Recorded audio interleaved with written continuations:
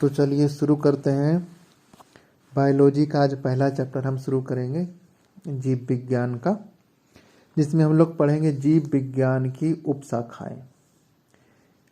यह जो मैं क्लास लूँगा ये आपका, ऐसे तो अभी मैं DLED का करवा रहा हूँ, ये आपका BSSC के लिए भी फ़ायदेमंद होगा, SSC के लिए भी, ठीक है, BPSC के लिए भी फ़ायदेमंद होगा। कोई भी एग्ज़ाम हो वो सभी के लिए फ़ायदेमंद होगा, क्योंकि जो प्रश्न मैंने उठाए वो प्रीवियस ईयर क्वेश्चन ही है सारे।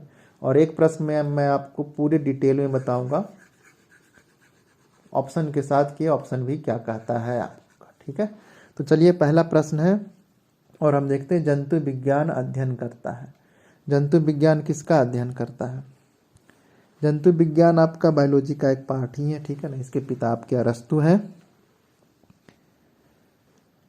जंतु विज्ञान आपका जीवित तथा मृत दोनों का अध्ययन करता है। जीवित मतलब लिविंग हो गया आपका, और मृत मतलब डेड, दोनों का जो स्टडी हो गया आपका, वो आपका जूलॉजी के अंतर्गत हम लोग करते हैं।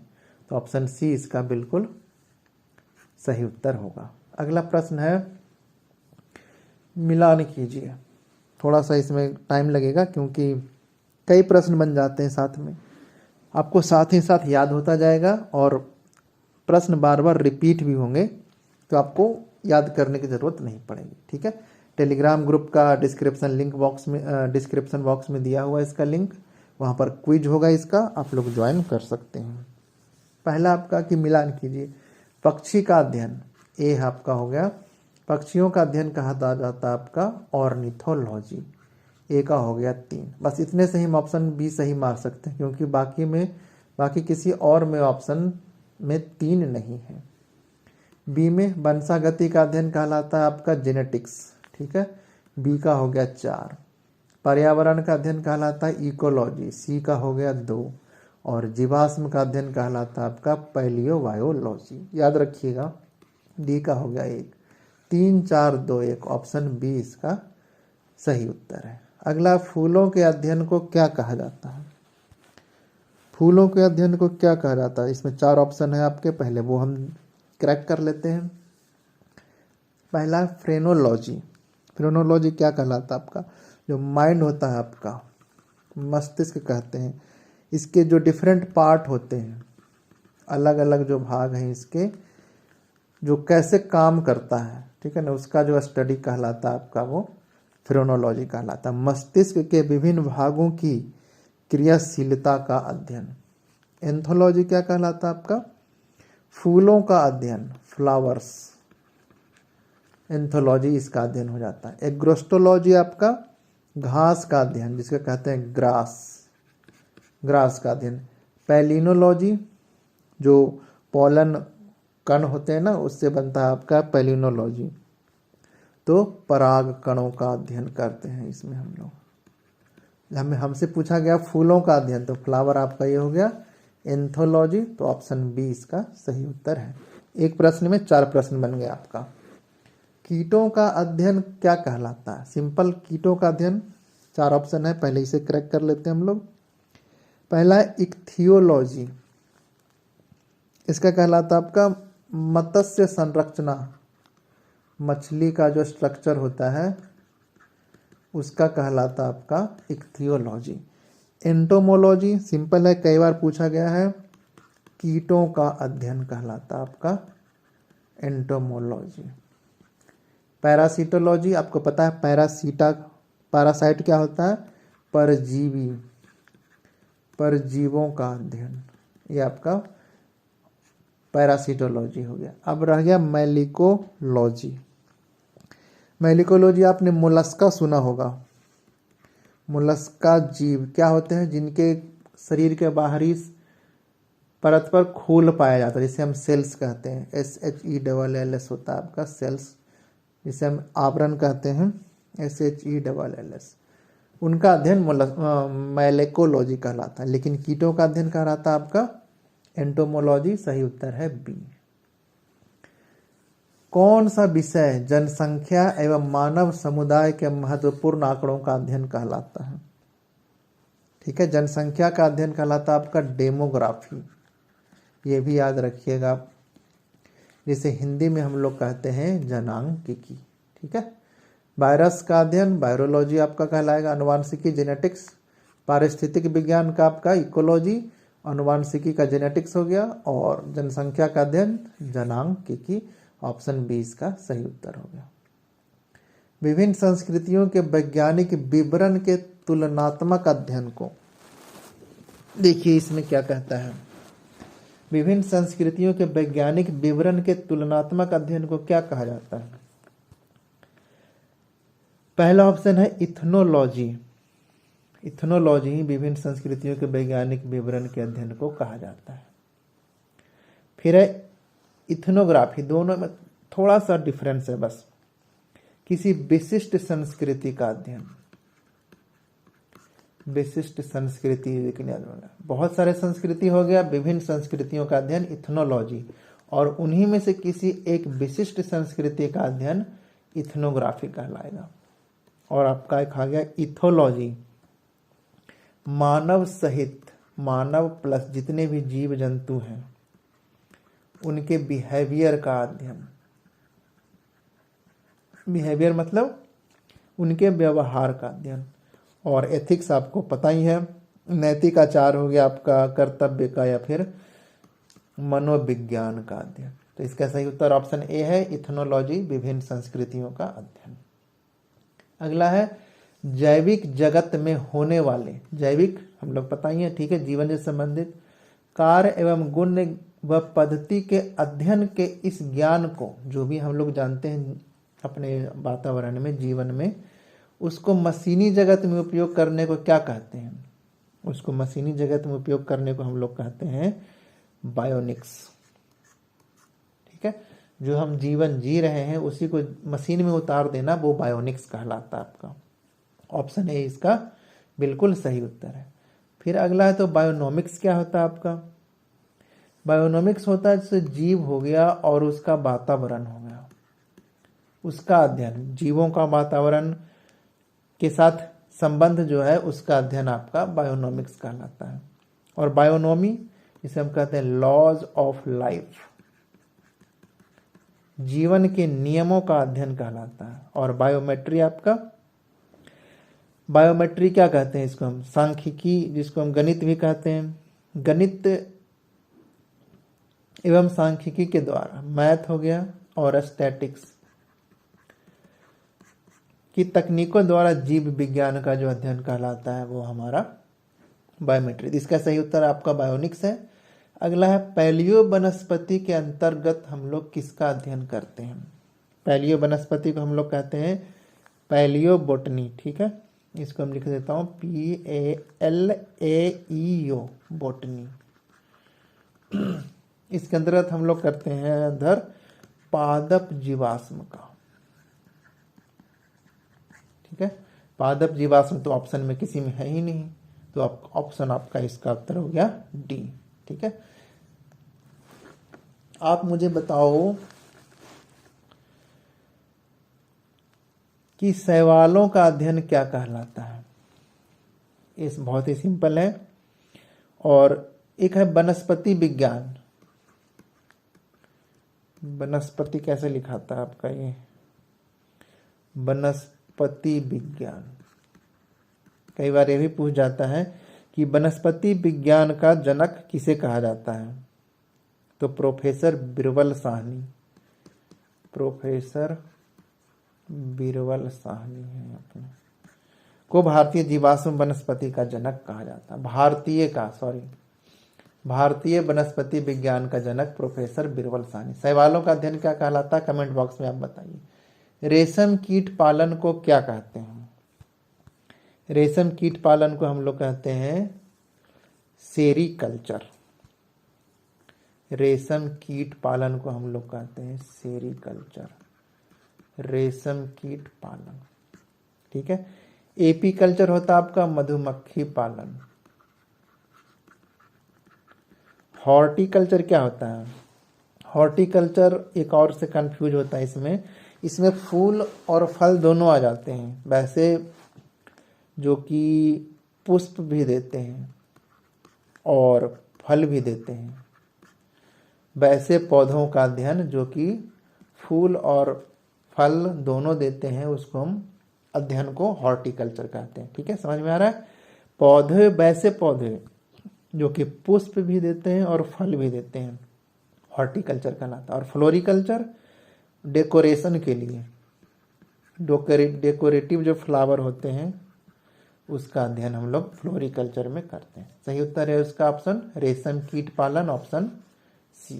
ठीक है, मधुमक्खी का उपयोग किया जाता है, जस्ट अभी बताया मैंने, एपी कल्चर में। ठीक है, पीसी कल्चर हो जाता है मछली, सेरिकल्चर आपका हो गया रेशम कीट पालन, अभी बताया मैंने, रेशम कीट पालन। टिश्यू कल्वर क्या होता है, ये आप इंटरनेट पर सर्च कीजिए और मुझे कमेंट बॉक्स में बताइए। क्या पता यही क्विज में पूछ दूं मैं। ठीक है, तो आपको ध्यान में रहना ये चाहिए। अगला आपका कौन सुमेलित नहीं है, मतलब कि कौन गलत है आपका। फूलों की खेती फ्लोरिकल्चर कहलाता है, बिल्कुल सही है आपका। ठीक है, पिछले में बताया हूं मैं। एग्रोनॉमी फसलों की खेती, ये सही है बिल्कुल। पूछा गया है कौन सा सुमेलित नहीं है, मतलब कौन सा गलत है। सब्जियों की खेती हॉर्टिकल्चर गलत है, फलों की खेती पोमोलॉजी सही है। अब देखिए फूलों की खेती बाकी तो हो गया। अब हम इसमें गलत क्या है हम ये देखते हैं। एक है हॉर्टिकल्चर और एक हो गया सब्जियों की खेती। हॉर्टिकल्चर में हम लोग क्या कहते हैं, यह कृषि की एक विशेष पद्धति है, ठीक है ना, जिसके तहत फलों की खेती, फलों की कृषि की जाती है इसमें। और एक होता है सब्जियों की खेती। देखिए फलों की खेती पोमोलॉजी के अंतर्गत भी है, देखते हैं इसका भी डिफरेंस। और सब्जियों की खेती की जाती है ओलेरी कल्चर। ठीक है, हॉर्टिकल्चर फलों की खेती और सब्जियों की खेती की जाती है आपका ओलेरी कल्चर के अंतर्गत। ठीक है, एग्रोनॉमी हो गया आपका विभिन्न तरह के फसलों की खेती, आपका एग्रोनॉमी कहा जाता है। फसल में देखो सब्जियां भी आ जाती है, लेकिन सभी फसलों की खेती जो कहलाती है वो क्या हो गया, एग्रोनॉमी। हॉर्टिकल्चर देखो इसमें किस तरह के पौधे थे, जो कि पुष्प भी देते हैं और फल भी देते हैं, उसका अध्ययन कहलाता है हमारा हॉर्टिकल्चर। लेकिन पोमोलॉजी में संयुक्त रूप से हम लोग फलों की खेती करते हैं। ठीक है, तो सही उत्तर हो गया आपका इसका ऑप्शन सी, कोई दिक्कत नहीं है। हॉर्टिकल्चर आपका एक तरह का खेती हो गया, ठीक है ना, और पोमोलॉजी आपका एक तरह का स्टडी हो गया। वो हॉर्टिकल्चर एक विशेष पद्धति है, जबकि पोमोलॉजी आपका अध्ययन भी है, जिसमें हम लोग फलों की खेती करते हैं। अगला सब्जी के लिए काम आने वाले पौधों के अध्ययन को क्या कहते हैं। अभी जस्ट मैंने बताया सब्जी के काम आने वाले पौधों के अध्ययन को हम लोग कहते हैं ओलेरी कल्चर। पोमोलॉजी हॉर्टिकल्चर बता दिया, फ्लोरिकल्चर भी बता दिया हूं मैं। ठीक है, फ्लोरिकल्चर होता है आपका सजावट के लिए जो फूल आते हैं, सजावट के लिए काम आने वाले फूलों का अध्ययन आपका फ्लोरिकल्चर कहलाता है। तो ऑप्शन डी इसका सही उत्तर है। कौन सुमेलित नहीं है, कौन इसमें से गलत है। ठीक है, एपी कल्चर मधुमक्खी पालन आपका सही है। सेरिकल्चर आपका सिल्क वर्म सही हो गया। पीसी कल्चर गलत है, हॉर्टिकल्चर फूल। ठीक है, पीसी कल्चर में हम लोग करते हैं मछली पालन। ठीक है, तो ऑप्शन सी इसका बिल्कुल सही उत्तर है। कौन जोड़ी सुमेलित है, कौन इसमें से सही है। ठीक है, तो लेक्सिकोग्राफी है आपका शब्दकोश का संकलन, बिल्कुल सही है। ठीक है, फिलोलॉजी होता है भाषा की संरचना, ऑप्शन बी मेरे ख्याल से इसमें गलत है। फिलोलॉजी में हम लोग अध्ययन करते हैं भाषा की संरचना का। एंटोमोलॉजी में हम लोग क्या करते हैं, मानव शरीर का अध्ययन करते हैं। एंटोमोलॉजी में नहीं, एंटोमोलॉजी हम लोग करते हैं कीटों का अध्ययन। और आइक्योनोग्राफी कीट पतंगा का नहीं, कीट पतंगों का अध्ययन तो हम लोग एंटोमोलॉजी में करते हैं। आइकोनोग्राफी आइकन मूर्तियों का अध्ययन, ठीक है, प्रतिमा या फिर चित्रकला का अध्ययन, प्रतिमा या चित्रकला का अध्ययन। तो इसमें से एक ही सुमेलित है आपका, जिसे हम लोग लेक्सिकोग्राफी कहते हैं। तो ऑप्शन ए इसका बिल्कुल सही उत्तर है। लेक्सिकोग्राफी का संबंध किससे है? जस्ट अभी बताया मैंने, शब्दकोश के संयोजन से। ऑप्शन बी इसका बिल्कुल सही उत्तर है। ठीक है, विटीकल्चर के द्वारा किसका उत्पादन होता है? तो इसका सही उत्तर है आपका अंगूर का उत्पादन होता है आपका विटीकल्चर के द्वारा। ठीक है, केंचुओं का वर्मी कल्चर, शहद का मैंने बताया आपका मधुमक्खी पालन के द्वारा होता है। सिल्क का सीरीकल्चर आपका हो गया सिल्क का। ऑप्शन डी इसका सही उत्तर है। कीट संवर्धन क्या है? सिंपल सा आपका कीटों की वृद्धि का विज्ञान जो है आपका वो कीट संवर्धन होगा। कीटों की वृद्धि का विज्ञान क्या होता है आपका? जैसे मान लो केचुआ है, तो उस पहले केचुओं के बारे में जान लेते हैं। केचुओं को किसान का मित्र भी कहा जाता है, किसान का मित्र कहा जाता है। इसे हम लोग धरती की आंत भी कहते हैं, भूमि का आंत, पेट कहा जाता है इसको। ठीक है, इससे बने हुए जो वर्मी कंपोस्ट होते हैं वो काफी उर्वरक होते हैं। ठीक है ना, ऑप्शन ए इसका सही उत्तर है। कीटों का संवर्धन यानी कीटों की वृद्धि कैसे करें, इसका विज्ञान है आपका। वर्मी कल्चर में प्रयुक्त वर्म होता है, सही उत्तर है आपका अर्थवर्म, बाकी तो कीड़े हैं। ऑप्शन डी इसका सही उत्तर है। जेरोंटोलॉजी, ये काफी बार पूछा जाता है आपका कि जेरोंटोलॉजी किससे संबंधित है। तो जेरोंटोलॉजी एक विज्ञान की उपशाखा है जिसमें इसका संबंध जो है ना बूढ़े व्यक्तियों से है। ये इसमें समझने की कोशिश करते हैं कि जब हम बूढ़े हो जाते हैं तो ऐसा क्या कारण है कि शरीर का ऐसा क्या, यानी कि क्या कह सकते हैं इसको हम, कि कौन कौन से कारक उत्तरदायी हैं कि हम बूढ़े हो जाते हैं। इसका जो अध्ययन कहलाता है वो हम जेरोंटोलॉजी के अंतर्गत करते हैं। इसका ऑप्शन डी सही उत्तर है। जेनेटिक्स निम्न में से किसका अध्ययन है? जेनेटिक्स का मतलब ही होता है आनुवांशिकता और विचरण। ठीक है, ऑप्शन डी इसका सही उत्तर है। वृद्धावस्था एवं काल प्रभावन के विषय में ज्ञान प्राप्ति की विद्या, अभी बताया मैंने जेरोंटोलॉजी। ओंकोलॉजी मैंने बताया था आपको। ओंकोलॉजी में हम लोग किसका अध्ययन करते हैं? यह है आपका कैंसर, कैंसर से संबंधित जो ट्यूमर होते हैं ना उनका अध्ययन हमारा ओंकोलॉजी कहलाता है। टेरोटोलॉजी क्या कहलाता है आपका? शारीरिक विकास में आने वाली असमानताएं, शारीरिक विकास में जो आने वाली असमानताएं हैं ना उसके अंतर्गत उसका स्टडी टेरोटोलॉजी में कहलाता है। ऑर्निथोलॉजी जैसा ही बताया मैं, ऑर्निथोलॉजी हम लोग पक्षियों का, वो तो मैं कीटों का बताया था, पक्षियों का अध्ययन कहलाता है ऑर्निथोलॉजी। ठीक है, तो इसका सही उत्तर हो गया आपका ऑप्शन बी। वृद्ध होने की प्रक्रिया को जेरोंटोलॉजी कहते हैं, ऑप्शन ए बिल्कुल सही उत्तर है। पेडोलॉजी, ये भी कई बार पूछता है किससे संबंधित है आपका, तो ये मिट्टी से संबंधित है, ऑप्शन बी बिल्कुल सही उत्तर है। अस्थियों के अध्ययन को क्या कहा जाता है? ऑस्टियोलॉजी, ये अस्थियों का अध्ययन, ऑप्शन ए इसका बिल्कुल सही उत्तर है। ओरोलॉजी है आपका, पर्वतों का अध्ययन कहलाता है। सोरोलॉजी क्या होता है आपका? सीरम का अध्ययन, जो रुधिर के अंदर, खून के अंदर जो सीरम होते हैं उसका अध्ययन। और जियोलॉजी भूमि की आंतरिक संरचना, ये आपका जियोलॉजी कहलाता है, ऑप्शन ए इसका बिल्कुल सही उत्तर। हड्डियों की विज्ञान किस शाखा के अंतर्गत आता है? ऑस्टियोलॉजी, ऑप्शन डी बिल्कुल सही उत्तर है। ये तीनों मैं बता चुका हूं पिछले क्वेश्चन में। सर्पों के विषय में जानकारी प्राप्त करना कहलाता है, ऑप्शन से ही समझ में आ रहा आपको, सर्पेंटोलॉजी होगा। ठीक है, ऑप्शन ए बिल्कुल सही उत्तर है आपका। सर्पेंटोलॉजी सांपों का अध्ययन कहलाता है। ठीक है, सरीसृपों का अध्ययन किया जाता है वो।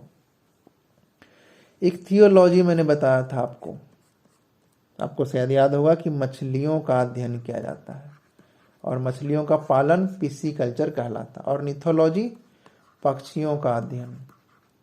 हर्पेटोलॉजी आप बताइए कमेंट बॉक्स में, कुछ ऐसे ऐसे हैं जो मैं आपको भी कहूंगा कि आप खुद भी देखिए, ठीक है। अगला है कौन सा इसमें से अलग है। फिजियोलॉजी, साइकोलॉजी, पैथोलॉजी और बैक्टीरियोलॉजी। तो आप ध्यान से देखिए, फिजियोलॉजी, पैथोलॉजी और बैक्टीरियोलॉजी ये तीनों आपका बायो से संबंधित है, बायोलॉजी। जबकि साइकोलॉजी आपका मनोविज्ञान से संबंधित है। कहते हैं ना कि मनोवैज्ञानिक के पास जाइए, तो ऑप्शन बी इसमें बेमेल है, तो ऑप्शन बी इसका सही उत्तर है। हाइड्रोपोनिक्स क्या है? हाइड्रोपोनिक्स एक ऐसी प्रक्रिया है जिसमें खनिज पोषक तत्व का जो विलयन होता है ना, मतलब जलीय घोल का प्रयोग करके पौधों का उपयोग किया जाता है। इसमें मिट्टी का भी प्रयोग नहीं किया जाता है। ऑप्शन ए इसका बिल्कुल सही उत्तर है। मृदा विहीन पादप संवर्धन कहलाता है हाइड्रोपोनिक्स, ठीक है। तो ये करीब लगभग मैंने 30 क्वेश्चन करवाए हैं और इसका क्विज अगर आप करना चाहते हैं तो टेलीग्राम हमारा ज्वाइन कीजिए, लिंक मैंने डिस्क्रिप्शन बॉक्स में दे दिया है। ये चैप्टर 1 था, चैप्टर 2 का भी क्विज होगा, ठीक है। सभी चैप्टर का क्विज होगा, आप ज्वाइन कीजिए, ठीक है। चलिए मिलते हैं अगले चैप्टर के साथ। Thank you.